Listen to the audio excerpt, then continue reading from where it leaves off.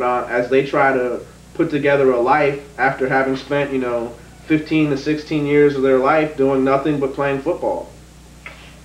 Have you ever had a circumstance where you were giving very learned advice and a client just didn't listen or didn't agree?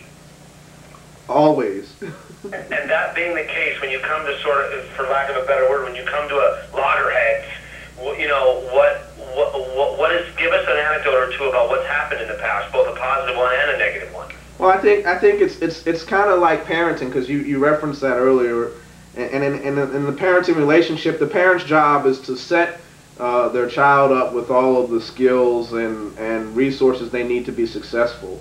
And, not trying to belittle the athlete, but using it as an analogy, the agent's job is to give, all the skills and resources they need to be successful with their craft, which is playing football. So when there's a situation, whether, a perfect example is when a player has to choose where he's going to go during free agency, and there's plenty of teams. They're talking about a top-notch player, a first-tier player.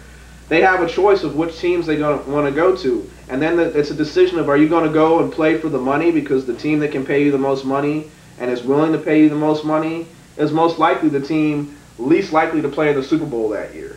And is it more important for you to win a championship, or is it more important for you to get paid? Is it more important for you to play on turf, or is it more important for you to play on grass? Do you want to play in Green Bay where your pipes are going to freeze when you go home at the end of the season, basically being very cold, or do you want to play down in Miami or play out in San Diego? And you give them the advice based on what you think is best for them, but at the end of the day, you're still talking about a grown man, and he has to make that decision. And the only thing you can do is, when you see them making a mistake, is try to do everything you can to make sure that they have all of the information that they needed to make that decision. And then you have to sit back like a parent does, and sometimes it's painful to watch them go through the mistake, but you hope at the end of the day that a mistake is only a mistake if you don't learn from it. So you hope that they learn, and that it won't happen again the next go round. Do you have an anecdote, without naming names, of a case where a player didn't listen and then came back and was like, you were right, and I will always listen to you in the future because you were right on that one? Oh, I mean, I have several. I mean, and I guess in a long-winded way, it's about choosing where you're going to go and why you're going to go there. I had a player who chose to take the biggest contract that was available to him in free agency, where it still may turn out to be a good decision in the long run, but in the short term, one of the teams that were the first to call and were most interested in him are very likely to play and challenge for the Super Bowl trophy. And I think at the end of the day, your goal after you get your money is to get a Vince Lombardi trophy and some other personal accolades. But if you're playing professional football, all of those 32 teams suit up at the beginning of the preseason to win the Vince Lombardi trophy. And when you chose an opportunity to make money instead of an opportunity to get that trophy, and you were going to be a critical part of that team, you sit back and you say, now I'm almost at the end of my career and I don't have that trophy, and I had the opportunity and I have all this money, but I don't have the trophy, and I don't really have the opportunity to get the trophy. So I think that has happened in that kind of scenario, and I could go into lots of things on a more personal level, but then you could be giving away confidential information. I understand. That's perfect. Thank you for sharing that with us. We just wanted a relatable scenario. One more question in terms of more business-related questions, and we'll switch gears. How comfortable are you saying no to a client? Saying no to a client? Or is that even in your vocabulary when it comes to, without breaking the law, I'm sure, but like when he's like requesting something, or do you feel comfortable saying no? Oh, I definitely feel comfortable saying no. And it's not a no with a period at the end. It's a no with a comma. And that no may ultimately come a yes after I get done my comma and they fill in their couple of paragraphs. But I think an agent who has a no is not part of his vocabulary, I don't see how he can be best serving his client, because there's no one where their everything that they do pretty much is right. There's lots of points in everybody's life, including my own, where no is the order of the day. So if you don't have no in your vocabulary and you're an agent, you're more of a sycophant. Okay, good point. So, I mean, without saying names like Josh was saying, but there's a business end and of course there's a fun end of being an agent. Give me some of the things that you do, like, I don't know if you have like a routine of how you court players, like when you're trying to have them have a good time and, you know, take them out to show them a good time. What are some things that you like to do? Especially you being young, you being able to relate to them on a personal and professional level, you know? Well, I mean, I tend to have a lot of overlap in terms of interest with the players, in terms of things that you like to do. I'm getting a little bit older, so having been able to do it at a very high level, going out to clubs and stuff like that, is starting to get a little bit old.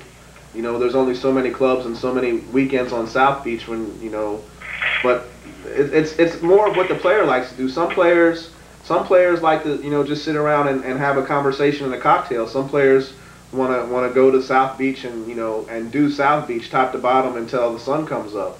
Can you roll with the changes depending on what a guy wants? Oh, and I think that's one of my biggest assets as an individual, is that, you know, I can be as cerebral and I guess nerdy as anybody could get, and I can be as fun and wild, which a lot of people don't have that breadth and that ability to go from one to the other. I mean, but luckily for me, I've been given a lot of different gifts, so I can roll with the punches. And I haven't come across one that I couldn't do quite yet. There's things that I choose not to do because they go against my moral fiber, but there's nothing that I couldn't do that was out there that could be used, I guess, as a tool in trying to build the bond between agent and client.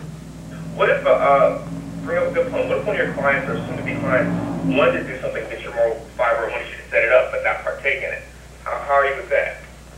Well, I guess then it becomes a question of, if it's against my moral fiber, and is it against the law? Is it against my moral fiber and not against the law? I think as long as within the bounds of legality, you know, I am not. It's not my position to impose my morals on anybody else. And as long as I'm not being put in a compromising position where I'm being asked, you know, to set up buying 20 keys from Colombia, you know, if I don't agree with what you're doing or what you want to do, I guess I could set it up, and it would have to be a case by case. There's no such thing as a blanket answer in that scenario. So I guess Van Morris is out.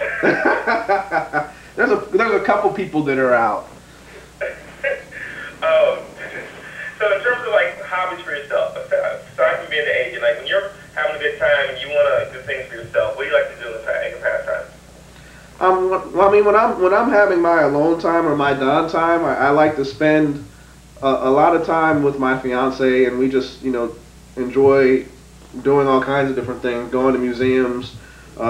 We enjoy, you know, architecture from different periods, and, you know, planning the big castle that we're going to build one day. But mostly, I think I like to read. I think that, you know, knowledge is in books, and, you know, most people don't indulge in the pursuit of knowledge. And one of the things I like to know, I like to understand the environment in which I operate.